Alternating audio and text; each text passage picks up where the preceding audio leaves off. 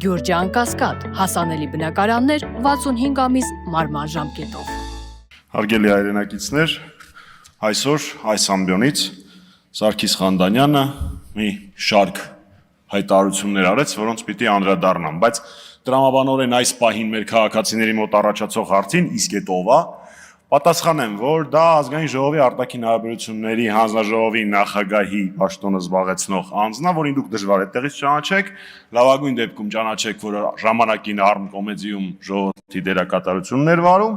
իսկ հիմա անդրադառնանք խոսքին։ Պարոն Խանդանյան խոսում էր իսպանական ամոթից, դե դուք շատ պիտի որ դա զգացած լինեք, հույս ունեմ զգացել եք։ Երբ որ Պրահայում Նիկոլ Փաշինյանը Արցախը Ադրբեջանի կազմում էր ճանաչում, երբ որ ՄԱԿ-ում Հայաստանին անդրադարձնում էին Փաշինյանի ասածները, կամ եթե վերջերս Ջերմուկ, Սյունիք կամ Գեղարքունիք եք գնացել ու տեսել եք այն տարածքները, որոնք հիմա ադրբեջանական վերահսկողության տակ են,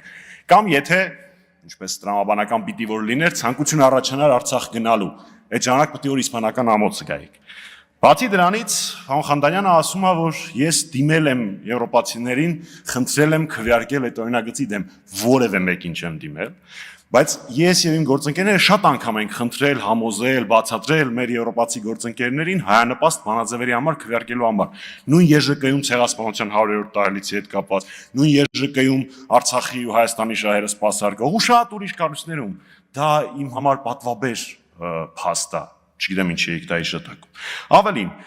դուք էլի նենգափոխեցիք, ստեցիք, որ այդտեղից մենք հանել ենք տվել բացառապես Փաշինյանի անվան հիշատակումը, ոչ, մեկ տեղ չէ, մի քանի տեղից ենք հանել տվել, բայց դա չի այդքան կարևոր։ Ամենակարևորը, որ մենք ավելացրել ենք արցախցիների վերադարձի իրավունքի հիշատակումը, հանրապետականը եւ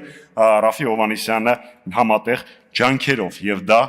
հպարտության առիթ է։ Չասեցիք ամբողջությամբ, որ այդ հայտարարության մեջ Արմեն Աշոտյանը վերահաստատվում էր որպես քաղբանտարկյալ, այդ հատվածը ոնց որ մոռացաք։ Այո, իմ գործընկերները այդ ժամանակ Եդինայա Ռոսիայի կազմակերպած ֆաշիզմի դեմ պայքարի միջոցառմանն էին Մոսկվայում, եւ կարծում եմ, որ Հայաստանի երևի քաղաքացիների ճնշող մեծամասնությունը լսել է այնտեղ Շարմազանովի ելույթը ու տեսել է, թե մենք ինչպես ենք ադրբեջանցիներին պատասխանում։ Իսկ դուք նույնիսկ երբ որ անձնապես ձեզ ա վիրավորում ձեր ադրբեջանցի գործընկերը չեք անդրադարձնում, ելույթ մնաց Հայաստանի մասին հարտահայտություններին պատասխանեք։ Այնպես որ ձեր ելույթների արդյունքում միայն ամոթ է լինում մեր քաղաքացիների մոտ, իսպանական, ադրբեջանական, թուրքական, չգիտեմ, բայց բացառապես ամոթ, իսկ Շարմազանովի ելույթը հույս եւ արժանապատվության զգացում կարժանացնի յուրաքանչյուր հայի մոտ։ Եվ այդ ամբողջի մասին խոսելուց այդ ոնց է որ չասեցիք, որ այդտեղ խաբեությամբ էիք հայտնվել, խաբել էիք մեր գործընկերներին, որ ձեզ դահլիճից հեռացրել են, բայց այդ ամեն ինչի մասին էլ խոսեիք, խոսքը գնում է բանաձևի նիստի դահլիճից։ Ես նաև